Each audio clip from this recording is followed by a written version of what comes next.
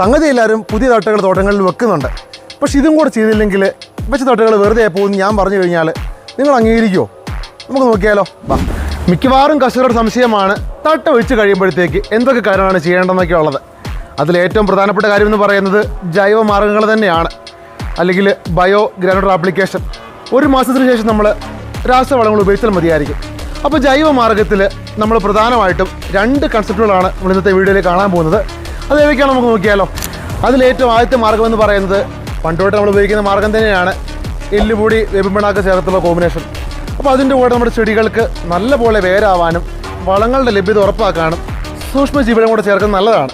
അപ്പോൾ ഏറ്റവും ബെസ്റ്റായിട്ട് കൊടുക്കാൻ പറ്റിയൊരു കോമ്പിനേഷനാണ് കൺസെർട്ട് ഗ്രാനുവൾ, അതായത് NPK ബാക്ടീരിയ കൺസോർഷ്യം. നമ്മുടെ മണ്ണിലുള്ള നൈട്രജനെയും പൊട്ടാഷ്യനെയും ഫോസ്ഫറസിനെയും ഒക്കെ നമ്മുടെ ചെടികളിലേക്ക് എടുത്തു കൊടുക്കാൻ സഹായിക്കുന്ന സൂക്ഷ്മജീവികളാണ്.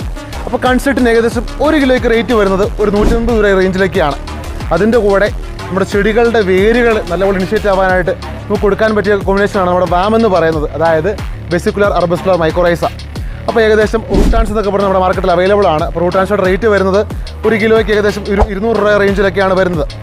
അപ്പോൾ നമ്മൾ കൊടുക്കേണ്ട കോമ്പിനേഷൻ എന്ന് പറയുന്നത് 2:1:1 റേഷ്യോയാണ് കൊടുക്കേണ്ടത്. അതായത് 2 കിലോ വേപ്പിൻ പിണ്ണാക്കിന് 2 കിലോ എല്ലുപൊടി, 1 കിലോ കൺസെർട്ട് ഗ്രാനുവൾ, 1 കിലോ റൂട്ടാൻസ ഗ്രാനുവൾ.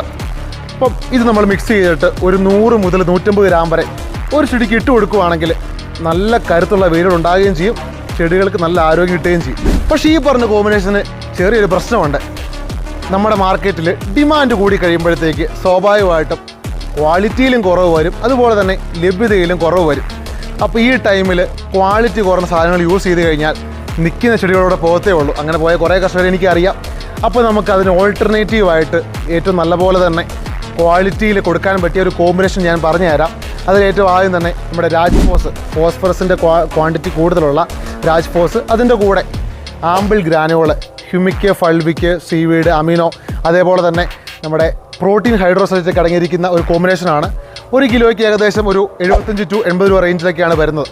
അതിൻ്റെ കൂടെ നമ്മൾ നേരത്തെ പറഞ്ഞ കൺസെർട്ട് ഗ്രാനുവൾ, അതായത് NPK ബാക്ടീരിയ കൺസോർഷ്യം, അതിൻ്റെ കൂടെ റൂട്ടാൻസ ഗ്രാനുവൾ, വാം, ഇത് 4ഉം കൂടെ മിക്സ് ചെയ്യുക. അപ്പോൾ അതിൻ്റെ റേഷ്യോ എന്ന് പറയുന്നത് 2:1:1:1, അതായത് 2 കിലോ രാജ്ഫോസിന് 1 കിലോ ആമ്പിൾ ഗ്രാനുവൾ, 1 കിലോ കൺസെർട്ട് ഗ്രാനുവൾ, 1 കിലോ റൂട്ടാൻസ ഗ്രാനുവൾ.